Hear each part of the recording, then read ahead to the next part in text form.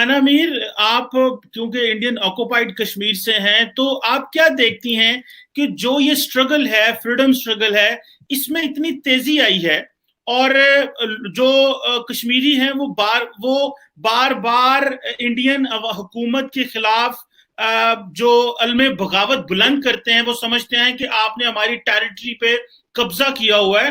तो आप समझती हैं कि इंडियन ऑक्युपाइड कश्मीर में रहते हुए आप ये समझती हैं कि ये स्ट्रगल मजीद ताकत पकड़ रही है, मजीद इसके अंदर तेजी आ रही है? मैं जवाब नहीं दूंगी, मैं काउंटर सवाल करूंगी, ठीक है, मारिया से भी और आपसे। पॉइंट नंबर वन, मारिया, आप कह रही हैं कि बुरहान वानी यहाँ पे हीरो है। कल बुरहान वानी के एनिवर्सरी पे किसी ने एक कैंडल तक जलाई है, लेकिन कल बीजेपी का एक हमारा लीडर उसको शहीद कर दिया। वो शहीद हो गया क्योंकि उसको कुछ लश्कर के टेररिस्ट ने आके मार दिया। सरेआम आई विटनेसेस ने भी देखा और सीसीटीवी ने भी देखा। तो इतना बड़ा उसका फ्यूनरल किया गया, अभी तक लोग रो रहे हैं उसके पीछे। वो एक नेशनलिस्ट था, इंडियन फ्लैग लेके खड़ा होता था। तो आप सच्चाई, आपके यहाँ होगा बुरहान वानी हीरो, हमारे यहाँ उस कुत्ते की मौत मरा है और उसको मरवाया किसने? उसी की गर्लफ्रेंड ने, जो कहती थी। आप कहते हैं कि एक इनोसेंट पे उसने हाथ नहीं उठाया, उसकी गर्लफ्रेंड ने कहा कि वो उसको मोलेस्ट करता था, दूसरी लड़कियों को मोलेस्ट करता था। आप इस आदमी को, और एक चीज मैं बता दूं, मैं एक और क्वेश्चन पूछती हूँ आपको। आप कह रहे हैं कि बुरहान वानी के ऊपर, मैं ये नहीं कह रही कि उस पर अत्याचार नहीं हुआ होगा, हम इंडिया में यूज करते वर्ड अत्याचार, लेकिन क्या आपने गिरिजा टिक्कू के बारे में पढ़ा है? क्या हुआ था उसके साथ? आपके जिहादियों ने उसके साथ गैंग रेप किया, फिर एक सौ होता है ना, उसको उर्दू में क्या बोलते हैं मुझे नहीं पता, वो जो 100 के साथ उसकी बॉडी को दो हिस्से कर दिए। पूरी नहीं, मैंने आपकी बात एंड तक सुनी, आप पहले सुनने का हिम्मत तो रखिए, सुनने की हिम्मत रखिए। फिर ऐसे बहुत सारे इंसिडेंट्स हैं जो कश्मीरी पंडितों पे गुजरे, जिसकी वजह से उन्होंने कभी गन नहीं उठाया। गन उठाना तो दूर की बात, वो बेचारे आज की तारीख में आर्ट ऑफ लिविंग में काम करके जो डिस्टर्ब्ड कॉन्फ्लिक्ट की वजह से जो डिस्टर्ब मुसलमान है कश्मीर में, उनको ट्रीटमेंट दे रहे हैं, उनको डिप्रेशन की ट्रीटमेंट दे रहे हैं। वो कहते हैं कि हमारे लोग हैं, एक जमाने में इन्होंने हम पे जुल्म किए होंगे, लेकिन हम इनके ऊपर जुल्म नहीं कर सकते। आप ऐसे लोगों को बढ़ावा दे रही है, बुरहान वानी जैसे लोग जिन्होंने गन उठाया क्योंकि उनके साथ जोर जबरदस्ती जुल्म हुआ है। उन्हें गन नहीं, उन्हें पेन उठाना चाहिए। उन्हें देश से गद्दारी नहीं करनी चाहिए। उन्हें अपनी देश की गवर्नमेंट से बोलना चाहिए कि हमारे साथ ये गलत हुआ है, हमारे साथ वो गलत हुआ है, इसको सही कीजिए। ये इन्होंने बल्कि क्या किया, देश के गद्दारों से हाथ मिलाया। इनकी तो वीडियो आई थी कि हाफिज सईद, पता नहीं कौन से मसूद अजहर, मैं इन सब लोगों के ऊपर रिसर्च करती नहीं हूँ, उसके साथ फोन पे टेलीफोन पे बात कर रहा है। हीरो बनना चाहता था वो बड़ा, और बन गया पाकिस्तान में हीरो। इंडिया में उसको हीरो नहीं बोला जाता, उसको हम टेररिस्ट ही बोलते हैं और टेररिस्ट ही बोलते रहेंगे। और आप ये जानकर शॉक हो जाएंगे कि उसके मरने के बाद उसका फादर किधर गया था अपना डिप्रेशन ट्रीट करने के लिए, हिंदुओं की आर्ट ऑफ लिविंग में, श्री श्री रविशंकर जी के पास। तो आप क्या बकवास कर रही हैं? अगर हमारी कंट्री इतनी बुरी होती तो बुरहान वानी के फादर को ट्रीटमेंट करती है डिप्रेशन की। आप जैसी गवर्नमेंट हमारी होती है, अगर आप जैसी गवर्नमेंट हमारी होती है तो बुरहान वानी की सारी फैमिली को डिसअपियर करा देती है एक रात में। बट हम उनको ट्रीटमेंट दे रहे हैं, हम उनकी फैमिली को हेल्प कर रहे हैं, ये है हमारी गवर्नमेंट। सिर्फ एक बात, आप जितना मर्जी बोलें, लेकिन काइंडली डिसेंट लैंग्वेज इस्तेमाल करें, गलत लैंग्वेज इस्तेमाल न करें। मैंने ऐसा कुछ बोला नहीं तो सच नहीं है।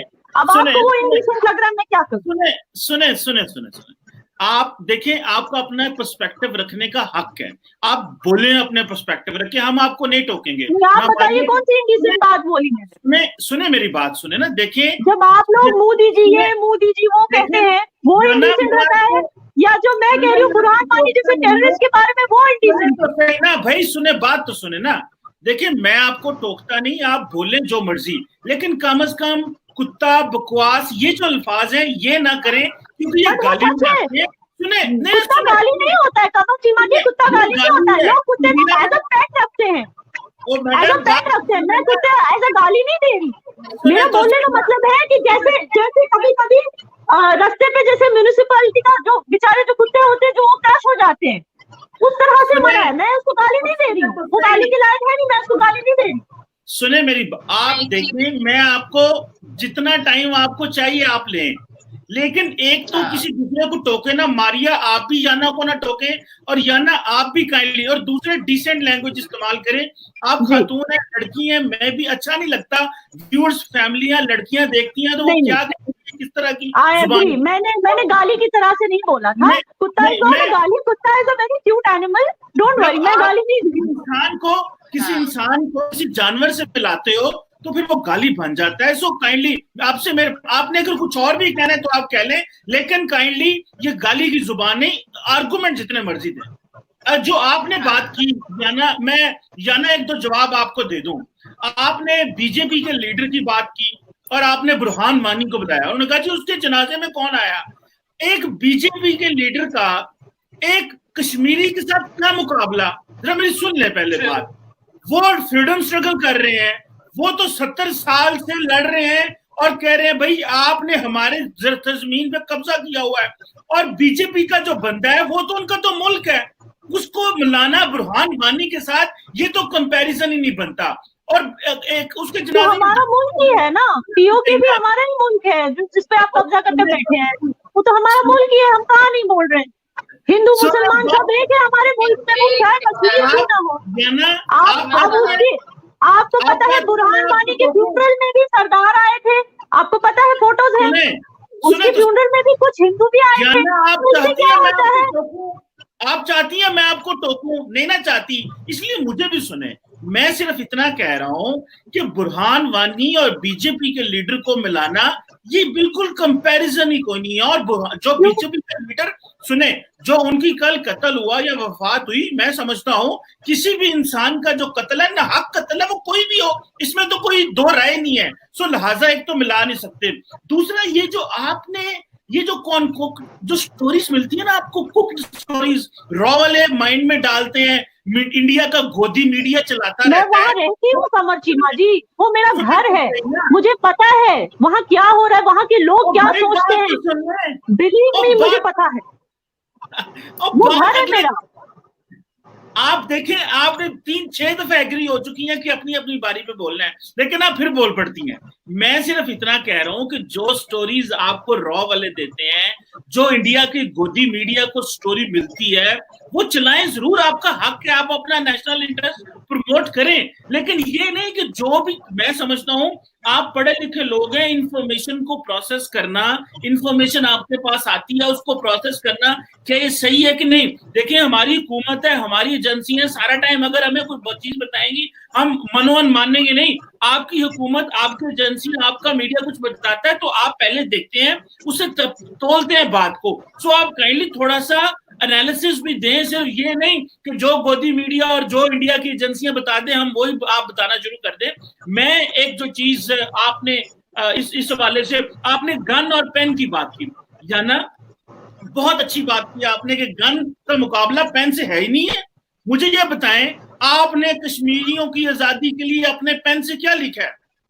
आपने कश्मीरियों की आजादी का जवाब मैं देना चाहती हूं। सही, ये सवाल बहुत अच्छा है। सुने, हमारे यहाँ पे मलाला यूसुफजई, पाकिस्तान की नोबेल लॉरेट, उन्होंने भी यही कहा था यूएन में कि एक पेन जो है वो ज्यादा ताकतवर है एक गोली से, एक बंदूक से। सो अगर एक बच्चा, एक पेन और एक टीचर होगा तो वो जमाना बदल सकता है।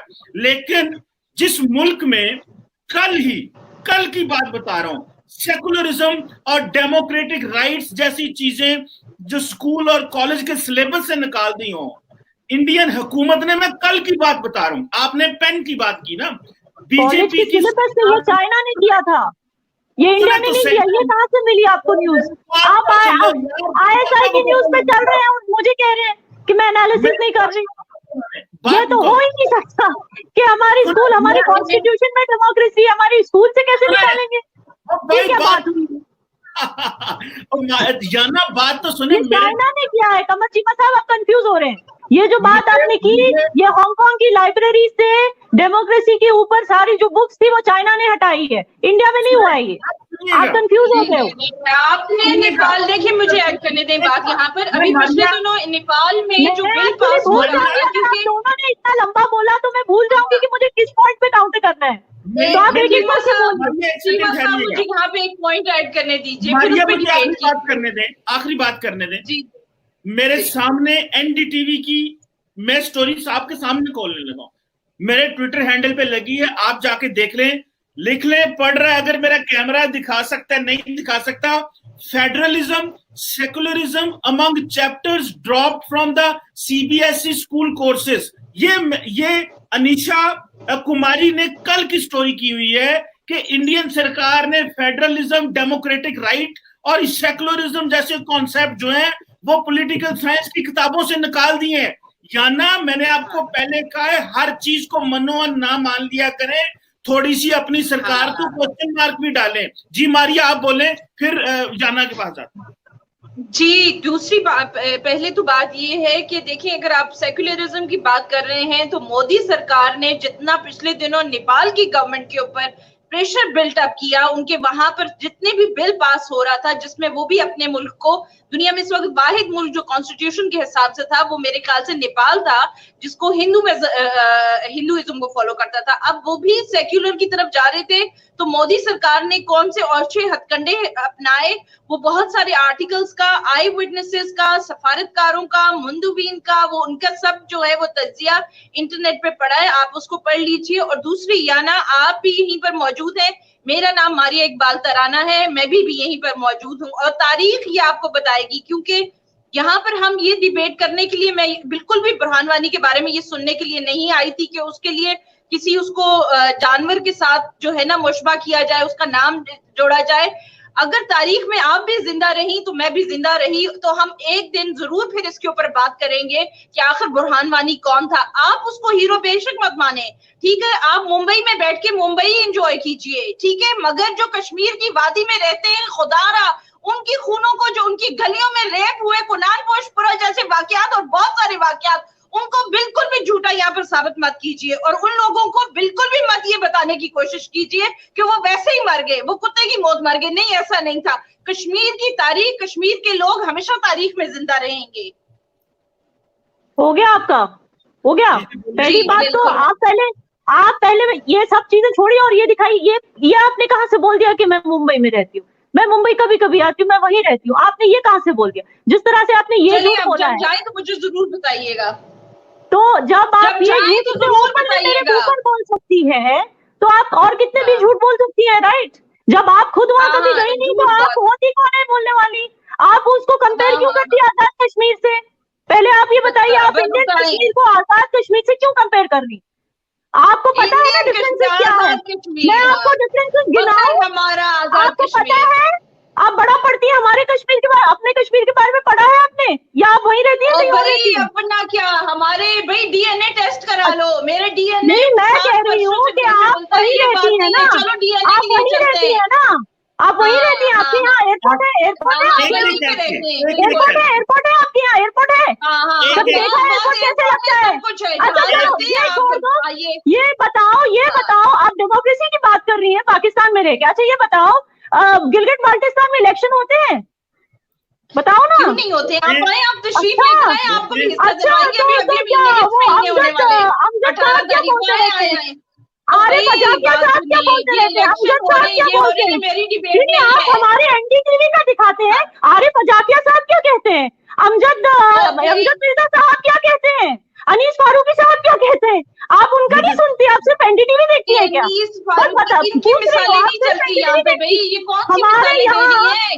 हमारे यहाँ एनडीटीवी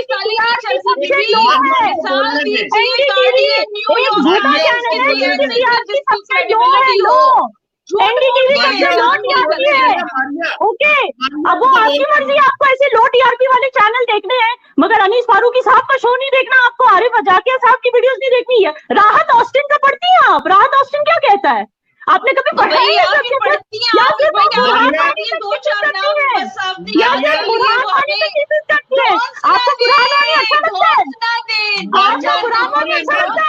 डोंट वरी, आप कश्मीर में, सुनिए मेरी बात, आप कश्मीर में मल्टीप्लेक्स आने लगे हैं, माशाल्लाह से अब कश्मीर में सिनेमा दिखाई जाएगी। अब हर लड़के को वरुण धवन बना होगा, हर लड़के को टाइगर श्रॉफ बनना होगा, कोई बुरहान वानी की बात नहीं करने वाला। डोंट वरी अबाउट इट, खत्म हो गई बुरहान वानी की कहानी। और आज खत्म हो गई कहानी, आप उसको जिंदा रखिए, आप उसकी पूजा कीजिए, आप उसके सामने फातिहा दिलाइए, आपको जो करना ही करिए, लेकिन आप उसकी दरगाह भी बना लीजिए, लेकिन हमारे यहाँ उसकी कहानी खत्म। ये कह रहे सुनिए, और आप ये सब चीजें जिंदा रखने की कोशिश मत कीजिए। आप अपने सो-कॉल्ड आजाद कश्मीर पे ध्यान दीजिए, आप अपनी गवर्नमेंट को कहिए कि अपने लिए एक एयरपोर्ट बनाए, और हाँ वो जो नीला वो जो इलीगल डैम है ना वो रोक दे। आपके लोग प्रोटेस्ट कर रहे हैं, आप उस पर ध्यान दीजिए। अब हमारे इसमें क्यों कर रही है, आप भी बॉर्डर पे हमारे मसलों में क्यों कर रही है? हमें आगे बढ़ना है, हमें लाइफ में आगे बढ़ना है, पीछे नहीं जाना, हमें आगे बढ़ने दीजिए। आप पीछे रहिए, हमें आगे बढ़ना है। और मैं सबसे बड़ी बात बता दूं कमर चीमा साहब, कि देखिए नहीं, ये मैं अपने दिल की बात आपको बताती हूँ, ये आप सुन के खुश होंगे, ये आप लोग सुन के खुश होंगे। मैं दिल की बात बताती हूँ, चाइना से मार खाने दीजिए। चाइना में तो हमारे लोग मर रहे हैं, उइगुर मुस्लिम, आप लोग तो मुंह नहीं खोल रहे। हम अपने मुसलमानों के लिए खड़े हैं, आप तो मुंह नहीं खोलते, आप तो कुछ बोलते नहीं कि उइगुर में क्या हो रहा है, ये कैसे मुसलमान है? बड़े आप उइगुर के बारे में नहीं बोलते।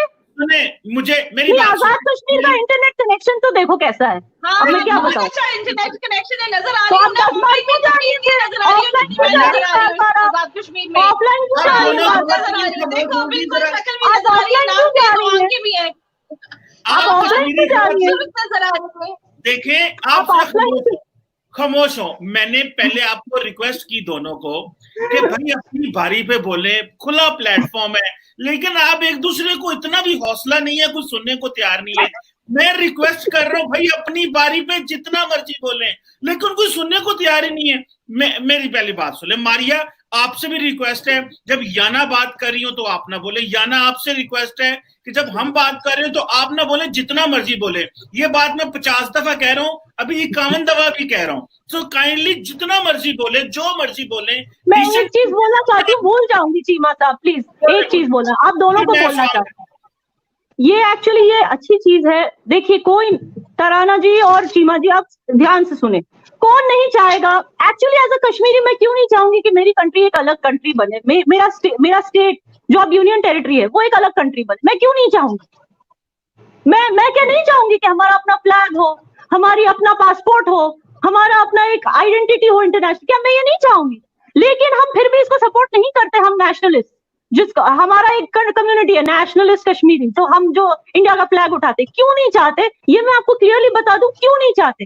हम नहीं चाहते कि कल पाकिस्तान हम पे ढेरा कर ले और फिर हमारे एक हिस्से को चीन को बेच दे, हम ये सब नहीं चाहते भाई। और फिर हमारा पानी लेके पंजाब भेज दे और फिर हमारी डेवलपमेंट रोक दे, हमारे जो बना है थोड़ा बहुत डेवलपमेंट है वो भी छीन ले, हमारे यहाँ जर्नलिस्ट को डिसअपियर करवा दे, हमारे यहाँ औरतों के रेप हो जाए। हम ये नहीं चाहते कि हम टेररिज्म के अंडर रहे, हम वो कंट्री का हिस्सा बन के रहे जिसको ग्लोबली एक टेररिस्ट कंट्री कहा जाता है। इसीलिए हम सिक्योर महसूस करते हैं इंडिया के साथ, इसीलिए हम इंडिया को सपोर्ट करते हैं, और कोई रीजन नहीं है, क्योंकि हमको पता है कि इंडिया के साथ हम आगे बढ़ेंगे, प्रोग्रेस करेंगे, किसी के कर्जे के तले नहीं डूबेंगे, और हम एक स्ट्रॉन्ग इकोनॉमी बनेंगे इंडिया के अंडर, प्रोवाइडेड ये जो हमारी जो ऑपोजिशन पार्टी है ये बार बार दखलंदाजी करके आप लोगों के साथ हाथ मिला के बार बार ये जो सेंट्रल गवर्नमेंट को जो जिसका हौसला तोड़ने की कोशिश करती है वो ना करे, प्रोवाइडेड, बस यही एक रीजन है।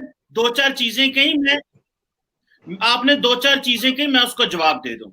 देखिए, आप XYZ का नाम ले रही हैं, क्या आपको पता है कि गिलगित बल्तिस्तान में इस वक्त वजीर आला भी बैठा हुआ है और गवर्नर भी बैठा हुआ है और वहां इलेक्शन होते हैं? आपको इस चीज का नहीं पता?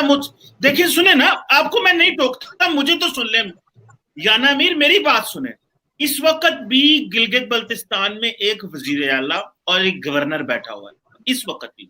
वहां पे अपनी ब्यूरोक्रेसी है, वहां पे अपनी गवर्नमेंट है, वहां मैं गिलगित बल्तिस्तान की बात सुना रहा हूं आपको। ये आप हमारे लोगों को यहाँ XYZ आरफ जाकियां दिस दैट की कहानियां सुन के ना यकीन करें, मैं कह रहा हूं, आप अभी गूगल करें कि क्या इस वक्त वजीर आला गिलगित बल्तिस्तान कौन है, गवर्नर कौन है, आपके सामने आ जाएगा। एक चीज। दूसरी चीज, आपने बात की और आपने कहा प्रोटेस्ट हो रहे हैं, पाकिस्तान के आजाद कश्मीर में प्रोटेस्ट हो रहे हैं। पूरी दुनिया में जहां भी कहीं पे स्टेट एक प्रोजेक्ट शुरू करती है तो जारी बात है आपको जमीनें लेनी पड़ती हैं।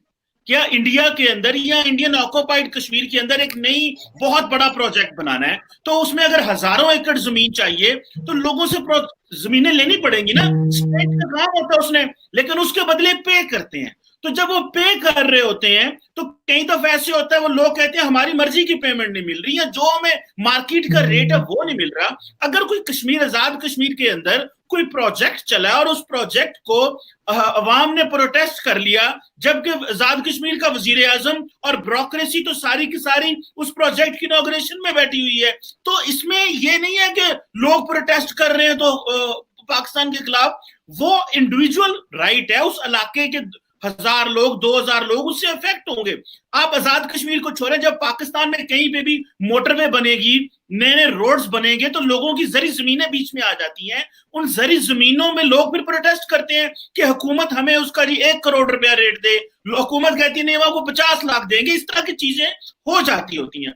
दूसरी आपने बात की, आपने खुद ही कहा आपका मेरा दिल नहीं करेगा, आपके देखे ना याना मासूम है आपने आज कह दिया वो जो कभी नहीं आपने कहा, जो मैंने आपके मुंह से कभी सुने नहीं। आपने कह दिया कि मेरा दिल नहीं करेगा हमारा भी झंडा हो, हमारी भी रियासत हो, हम भी आजाद हो, लेकिन हम इंडिया के जेरे साया तरक्की करना चाहते हैं।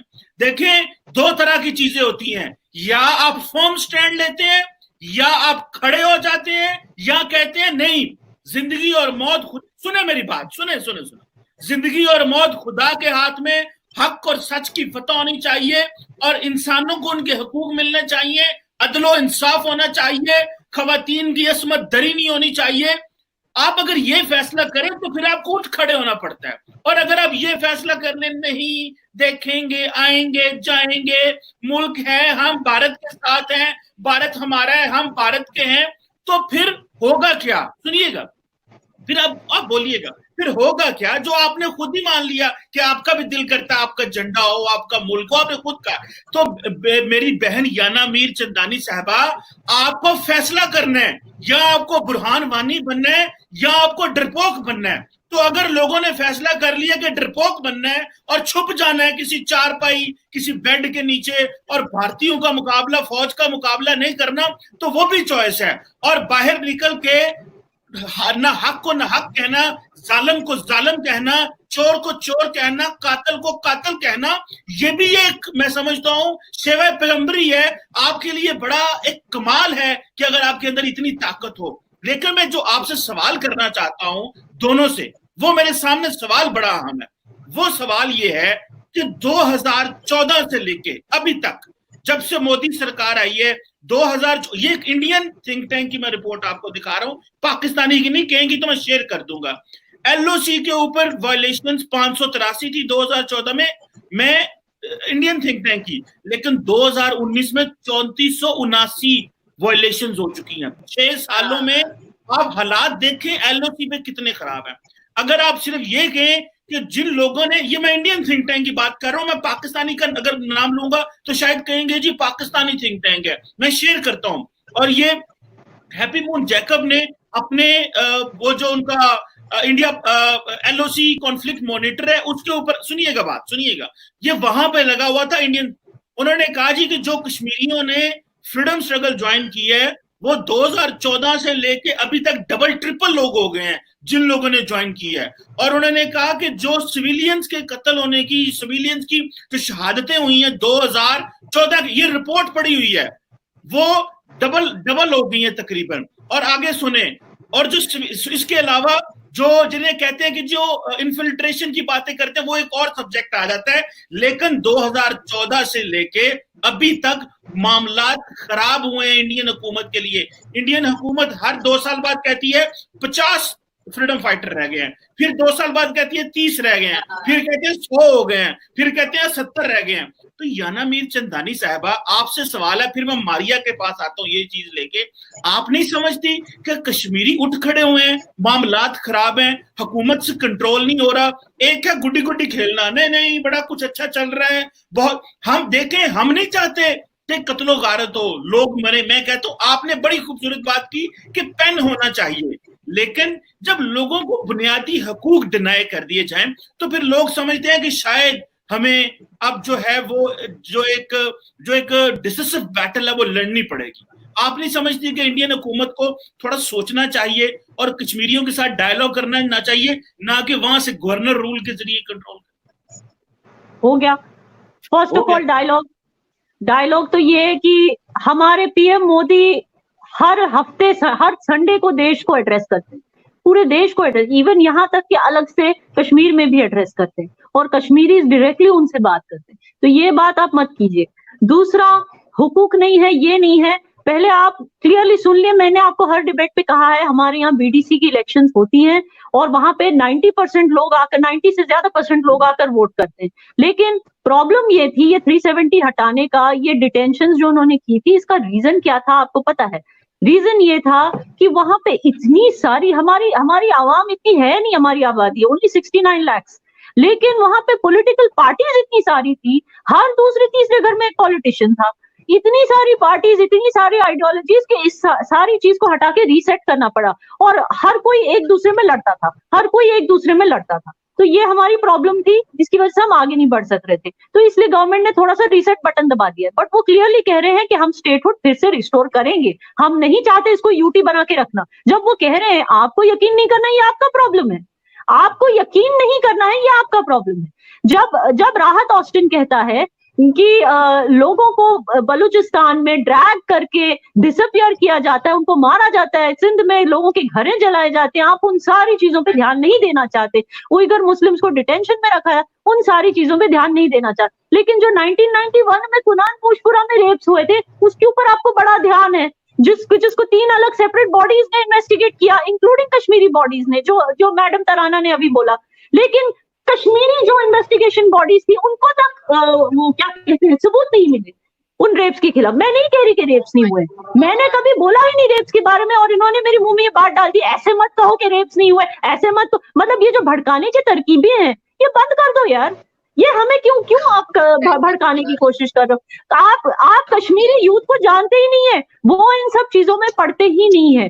और जैसे आप कह रहे हो 50-100 69 लाख की आबादी में 50-100 लोग उठ के कोई स्टूपिड सी फाइट कर रहे हैं, कोई स्टूपिड आइडियोलॉजी के पीछे पड़े, तो इसका मतलब सारे कश्मीरी फ्रीडम स्ट्रगल कर रहे हैं।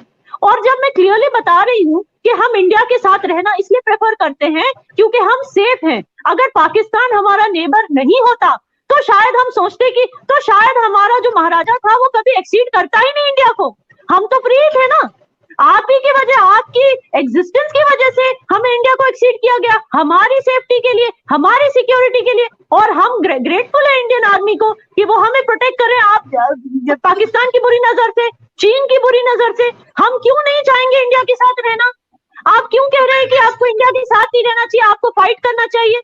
क्या मैं राहत ऑस्टिन को बोलूं कि तू क्यों बैठ के ट्विटर पे बोल रहा है, तू फाइट कर पाकिस्तान के खिलाफ?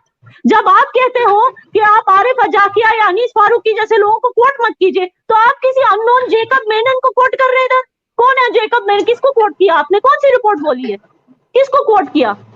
अननोन लोगों को आप कोट कर रहे हो।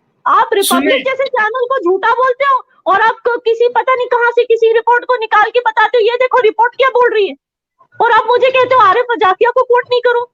सुनिएगा, मतलब क्या ये डबल स्टैंडर्ड्स क्यों?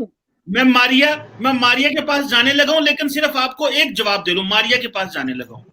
खुदारा हैप्पी मून जैकब ने एलओसी के ऊपर पूरी किताब लिखी है, जवाहरलाल नेहरू यूनिवर्सिटी का प्रोफेसर है। सुनिएगा, जगमोहन जी ने भी किताब लिखी है। आपने जगमोहन जी की किताब पढ़ी है? गवर्नर जगमोहन जी की? नहीं, आप क्यों पढ़ेंगे? आपको वो सुनना ही नहीं है उनकी बात। मेरी बात सुने। आपने कहा, अब देखें, सुने, आरिफ अजाकिया और जो एक पता नहीं क्या करते हैं, वो लंदन में किसी जगह काम करते हैं, कोई तालीम से कोई ताल्लुक नहीं है, और हैप्पी मून जैकब कश्मीर से क्या ताल्लुक है?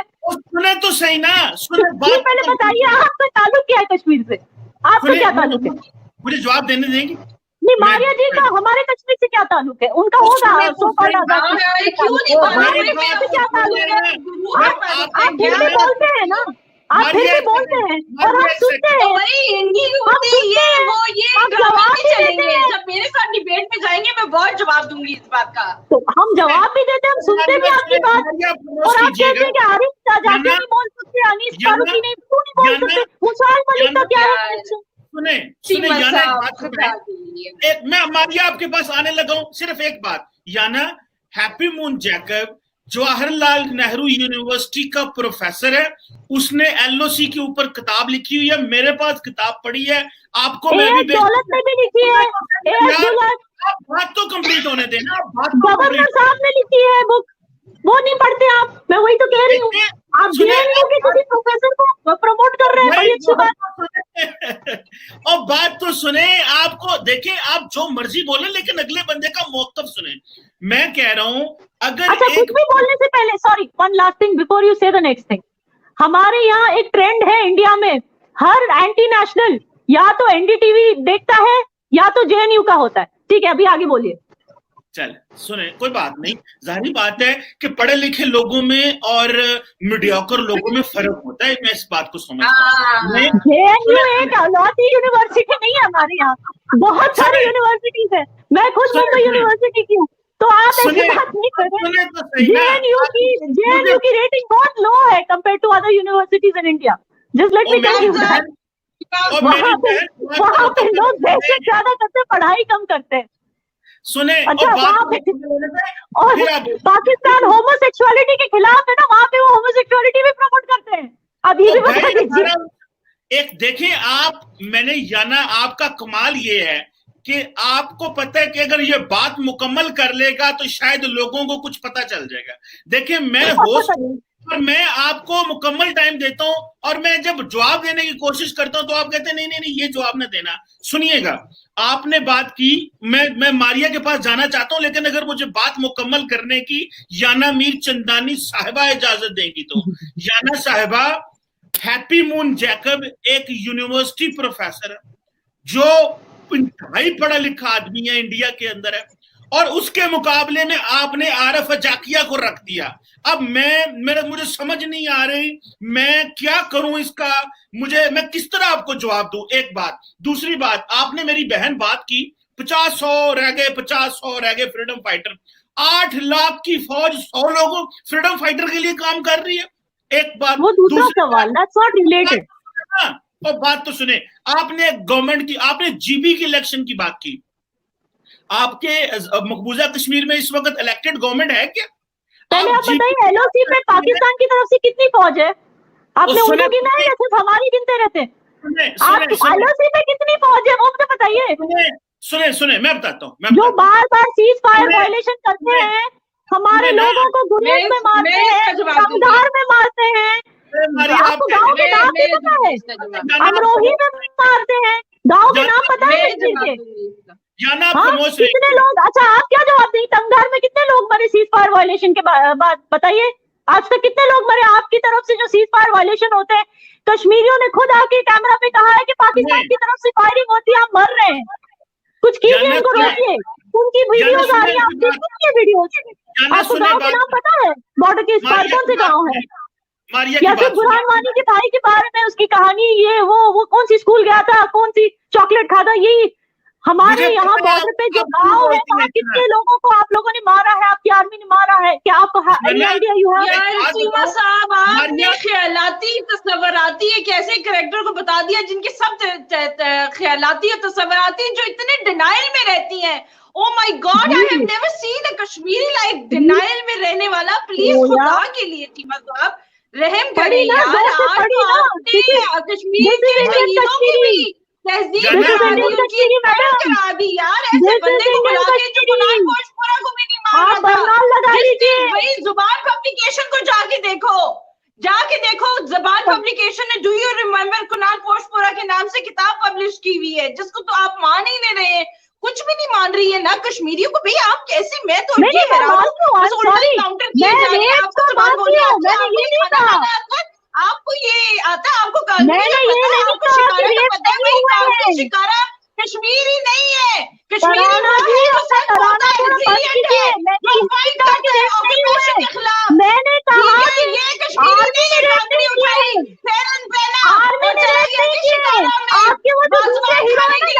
मोदी ने कहा कि बालों को भी बंद कर दो भाई, क्योंकि मटन से गोश्त बनाते हैं।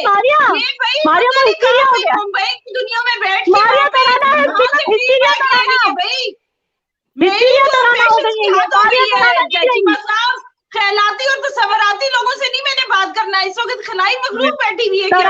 आप मारिया से हिस्ट्रिया हो गई है। रिलैक्स, आपको क्या, आपको कुछ पीना है ठंडा? मारिया आपको ठंडा पीना है? अपने पास रखे। हम इंडियंस ऐसे ही भारी पड़ते हैं लोगों पे, दिस इज द फैक्ट। आप रिलैक्स कीजिए, आप हमसे जीत नहीं सकते। मैं रिलैक्स हूँ। मैं ये नहीं कह रही हूँ, आपने आज बुला के अजीब सा भाई कश्मीरियों को कहीं जा रहे हो, खुद भी कह रहे हैं कि जी मैं कश्मीरी के बारे में आप क्यों बात कर रही हैं? आप पाकिस्तानियों की बात कीजिए मैडम। नाम ही है तो याना मीर से तो बेहतर अरनाब गोस्वामी है भाई, वो तो फिर भी बात सुन ले, फिर भी इतना एक्सेजरेट नहीं करता। इसने तो नंबर ही काट दिया अरनाब की भी भैया। मैंने कभी नहीं किया कहा, मैंने कभी नहीं कहा को बड़ी जॉब दे याना मीर को, और भाई मैंने कभी नहीं कहा किसी जॉब पर होना चाहिए प्रोपेगेंडिस्ट के तौर पर। मैंने कभी नहीं कहा कि रेप नहीं हुए, मैंने कहा कि आर्मी के खिलाफ प्रूव नहीं हुए। आप तो जो दूसरा हीरो है ना, बुरहान वानी से भी पहले जो हीरो था ना आपका यासीन मलिक, जो इस वक्त जेल में है, जब से वो जेल में गया है कश्मीर में रेप्स नहीं हो रहे हैं। By the way, have you noticed? तो हमें ये शक है, हमें ये शक है कि वो जो रेप है, अरे हिम्मत रखिए, यासीन मलिक जो है दुनिया जानती है, और आप जो है याना मलिक जो आज यहाँ पर बैठ के बोल रही हैं, मैं आपको देख लूंगी तारीख में आपकी कहाँ कोई बात कोट होती है। अगर जिंदा रहे तो I will challenge you, I will invite you to Pakistan. No, I'm not coming to your shithole country. Please don't call me there. Yasin Malik, इसे अच्छा मैं बिहार से चली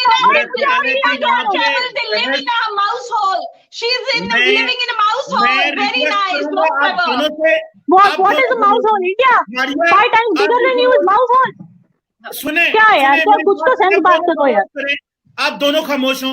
मुझे इंतहाई शर्मिंदगी हो रही है कि आप सारे पढ़े लिखे लोग हैं और आपको मैंने कहा है कि भाई अपनी मर्जी से बात करें, लेकिन कोई बंदा बात करने को तैयार नहीं है अपनी बारी के ऊपर। और मैंने ये भी कहा है कि याना आप देखें बार बार टोक रही है। मैं नहीं टोक रही, मुझे आप लोग टोक रहे हो, मैं तो अपना बोलने जाती हूँ, फिर आप लोग बीच में टोकते हो। देखें ये गलत बात है, मतलब मुझे बड़ा अफसोस हो रहा है। मैंने 50 दफा याना आपको कहा है कि आप जो मर्जी बोले, पर अगले बंदे को बोलने तो दो। जब आप बोलती हैं, बीच में बोलने लगी ना, वो बीच में बोलने लगी, जब मैं बोल रही थी मैंने फिनिश भी नहीं किया, वो मारिया से हिस्टीरिया बन गई। कितने मिनट कौन बोला है? मारिया आप भी चुप कीजिएगा। याना आप अगले 10 मिनट का शो रह गया है, आप ये वादा करती हैं कि अब आप खामोश रहेंगी, अपनी बारी पे बोलेंगी, वादा करती हैं? जी थैंक यू। देखें एक चीज जो मारिया अगर कुछ आप कहना चाहती हैं तो कह लें, फिर मैं कहूंगा, फिर इनसे सवाल कर लूंगा। देखें चीमा साहब, सबसे बड़ी बात यह है कि आज मुझे बड़ा अफसोस हुआ कि मैं ऐसे शो में जहां पे बैठ के कश्मीरियों की, आज तक मैंने अरनाब के मुंह से भी ऐसी बकवास नहीं सुनी है, सॉरी यूजिंग दिस वर्ड, पर बुरी बातें नहीं सुनी है कश्मीरियों के लिए। और खास तौर पे वो जो आज आपने एक, मतलब कश्मीरी का नाम है, मुझे तो यकीन नहीं आ रहा यार कि ऐसे ये कश्मीर का नाम, ये कश्मीर का आपने पोर्ट्रे करने की कोशिश की इस जैसे खातून को कि जो किसी भी चीज को नहीं मानी, जिन्होंने यासीन मलिक जो कि इतने बड़े फ्रीडम फाइटर हैं, दुनिया जानती है यार, दुनिया रिसर्च करती है उसके ऊपर, उस जैसा रेजिलिएंट आदमी कोई आज तक पैदा नहीं हुआ। कश्मीर की तारीख से निकले हुए, कश्मीर की वादियों से निकले हुए रेजिलिएंट लोग जिन्होंने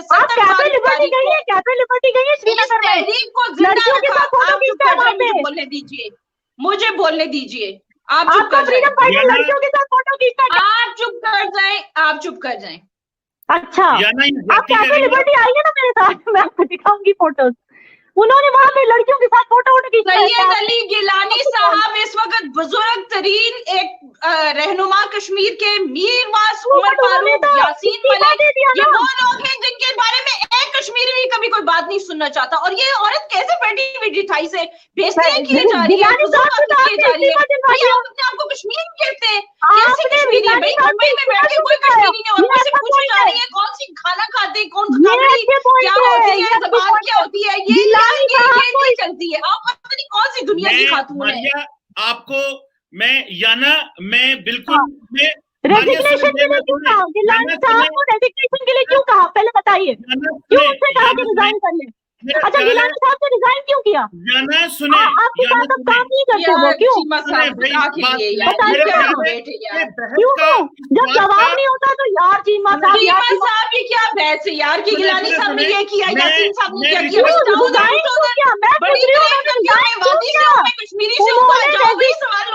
उन्होंने रेजिग्नेशन क्यों दिया? और भाई जानने का नहीं है, आपका वो मुंह ही नहीं है क्या? जब उन्होंने पासपोर्ट बनाया, जब उन्होंने पासपोर्ट बनाया, जब वो हज पे गए थे, उन्होंने इंडिया का नाम क्यों दिया पासपोर्ट नेशनलिटी में? उन्होंने पाकिस्तान का नाम क्यों नहीं दिया नेशनलिटी में? आप उनके बारे में जानते हैं ना, आप इस तरह से बात करने से आप ज्यादा जानती हैं, डिबेट है आप ज्यादा जानती हैं हमारी कश्मीर के बारे में। आप बताइए, गिलानी साहब ने इस्तीफा क्यों दिया? हाँ, ये नहीं जानती हूँ। घर में कितने टॉयलेट है ये नहीं जानते होते भाई? मैं बताता हूँ, मैं इसको बताता हूँ। मैं याना, देखिए, मेरे बार बार रिक्वेस्ट करने के बावजूद आपने इतना माहौल खराब किया डिबेट का, इतना माहौल खराब किया है। मैं कह रहा हूं जो मर्जी बोले भाई, लेकिन अगले बंदे को बात कंप्लीट करने दें। मुझे बहुत ज्यादा अफसोस हो रहा है, आप पढ़े लिखे लोग हैं भाई, और आप अगर इस तरह एक दूसरे को टोकेंगे तो कितना एक शर्म वाली बात, मुझे तो शर्म महसूस हो रही है कि किस तरह आप लोग इस तरह बात कर रहे हैं। एक बात।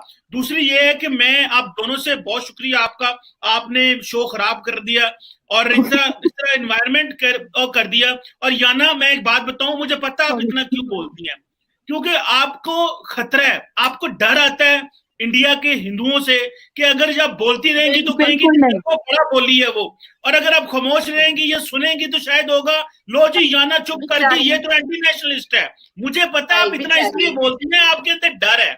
आपका डर इसलिए है क्योंकि आपके ऊपर लेबल लगा देंगे वो कि ये कश्मीरी है, खामोश है, लिहाजा ऐसे ऐसी कश्मीरी रखो जो एंटी पाकिस्तान बैशिंग करे। भाई करो पाकिस्तान बैशिंग, आप अपने मुल्क में बैठे हो, लेकिन एटलीस्ट अगले बंदे का पर्सपेक्टिव तो सुनो ना। अगर आप बगैर पर्सपेक्टिव सुने बैशिंग कर रहे हो तो देखिए ये तो कोई लॉजिक ही नहीं बनता। आप खुद कह रही हो मुंबई यूनिवर्सिटी की आप पढ़ी हो, समझदार खातून हो, टीवी पे आती हो, एटलीस्ट डायलॉग का रास्ता होना चाहिए। अगर पढ़े लिखे लोग ये देख रहे हैं, मैं यूट्यूब पे फेसबुक पे देख रहे हैं, वो किस तरह के यार ये लोग हैं। कमर चीमा जी, जिस दिन पाकिस्तान ने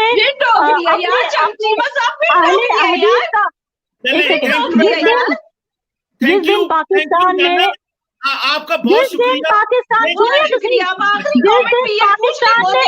ने टॉयलेट है, मोदी ने टॉयलेट कितने बनाए? आप चुप रहिए ना यार, this is an important debate यार, फालतू बातें मत करो।